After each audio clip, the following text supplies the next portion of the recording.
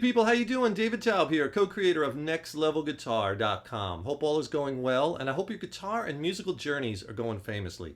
Thank you for joining us today, and today I have a lesson on some easy ways that you can start sounding melodic and really start tying your soloing together. If you're having a problem, you know, sounding the same, playing all the same licks, or maybe your solos just don't sound right. Maybe they sound too much like scales, or maybe they sound like kind of like a lot of disjointed things you're trying to throw together. Some easy techniques, which we're going to play over a jam track. You really want to practice over a very slow jam track, like I was using in this example.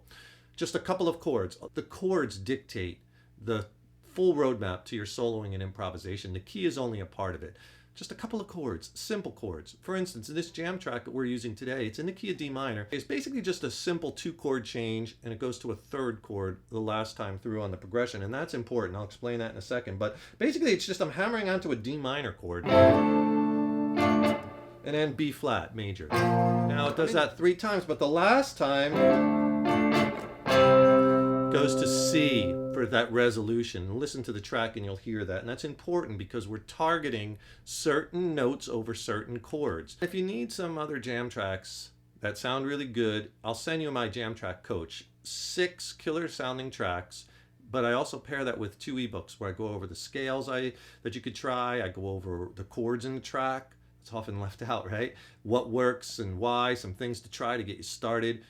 6 tracks, 2 ebooks. Send it to you for free. It's a great practice tool. Just click on that link below. We're in the key of D minor, right? So you know you could use D minor pentatonic and blues, but you could also use D natural minor scales or D Aeolian mode, D pure minor. And that gives us some different things than pentatonic. One's not necessarily better than the other, just different sounds, and that's what you want. You want different sounds. So what this natural minor scale gives you is half steps. Right? So you get a couple of half steps. There's 2 notes difference between minor pentatonic and natural minor. Those 2 notes are huge, and we're really going to exploit that. So I'll tell you what, let's keep it really simple. Let's just use this D natural minor scale off the 5th string root. So find your D note, 5th fret on the A string, and you're going to play this shape.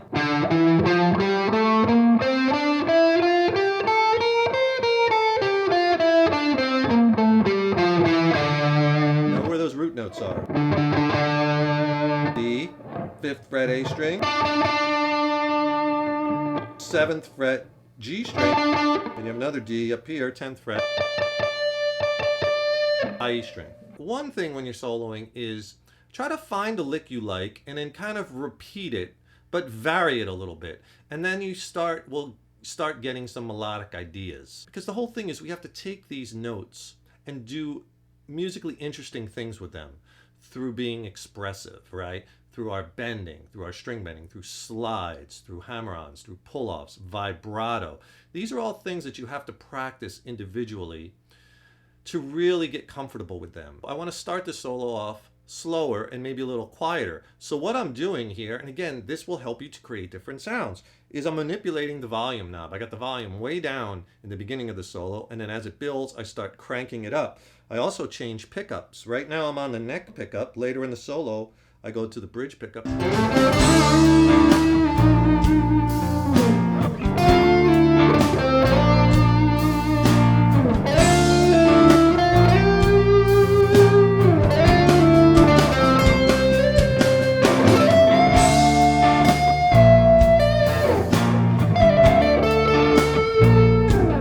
Intro lick just to start off is like holding a nice bend. I did something like this. I want it a little quieter. Okay, I'm sliding into that 7th fret on the D string. Now Now what I'm doing there is I'm doing a double bend. I'm bending the root note D at the 7th fret of the G. Let it down, bending it down, bending it again. Let it down, bend it again. Hold it, let it down in vibrato. That's one note, and I'm doing like 4 different things with it. Bending, releasing, bending it up again, holding it, letting it down, vibrato. One note, leaving lots and lots of space. These are very subtle things, but the nuances is what you want to put into your playing, and that's what gives it all these different sounds. I'm muting the strings. Little palm muting by resting the palm of my hand on the strings. Then I let it ring fully. Bring it down, vibrato. And then I slide out. Now, remember that scale I showed you. There's that next lick. I'm doing a pull off from the 6th to the 5th fret, getting that beautiful half step in there. Then, instead of going from 5 to 7 in just 2 notes, I slide and vibrato. That's give us a different sound than this. And you want that. See, we're exploiting the notes. We're using slides, bends, pull-offs already, and we're just like 4 notes into the solo. If you have a second, please subscribe to the channel. Subscribing to the channel really helps us to keep the content coming. If you like it, give it a thumbs up and leave a comment below. Let us know what video lessons you'd like to see coming up. The next lick I do this. Similar motif where I'm going half steps again, but then I slide up to this G note on the 8th fret of the B string. So the whole thing so far.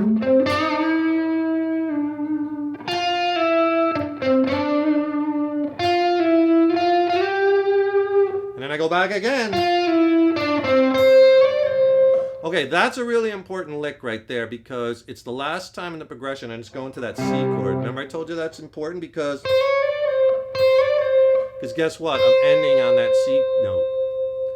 Because that really is powerful over the C chord. See, I'm targeting certain notes within the chord. See, you don't always have to resolve to the D, the root note. Depending on the chord, here I want to resolve to the C, is I'm just taking very few notes. You know, we have the F, we have our E, we have our D, and we end on the C. And I'm doing these musically interesting things, right? Later in the solo, I'm doing different things with those same notes. Like for instance, I'm taking, when the solo builds up, I'll do a lick like, just repeatedly bend that note. I'm bending my E to the F, half step. Practice those bends, right? Check it, right? String bending is so important, but so often we don't spend enough time. Do 5-7 minutes a day just on your string bends, practicing them. You know, double bends. Such an expressive thing. You know, again, here's another lick. Another variation where I'm doing that half step, then a half step bend, half step pull up. I'm bending it up and letting it down. The great thing about this scale is you have the same fingering, 1, 2, 4, 1, 2, 4 on adjacent strings. You have that same fingering on the high E and the B. So everything you're doing on that B, you could do on the high E. Right? Slide it up, vibrato onto that C, especially over the C chord. Another lick I like with the string bend is bending from this 8th to the 10th fret, and that's bending up to our A note. So after you do the bend, then what I do is I do a series of hammer-ons and pull-offs. That's one pick. So I'm picking the 5th fret, hammer 6, hammer 8, pull 6, pull 5. Practice that. One pick. Right? Then I go to the 5th fret, hit it twice, and slide to my root note D, 7th fret. That's a great lick. But this bend, you could do so much. You could bend it twice, Vibrato it while it's up top. Let it down. Then bring it over. Lay those 2 chords down and go into the C the last time, 3 chords. And just get lost in the track. Have fun with it. If you want more jam tracks that sound really good, and I explain in the ebooks, you know, what to play over them, what works, why, what to try, click on that link, subscribe to the channel. Really helps us. Please share, like the video, leave your comments and questions below. Thank you so much for joining us. Enjoy these guitars, have fun with them. You'll get it. Stay positive, and remember, your guitar playing is an evolution. Rock on.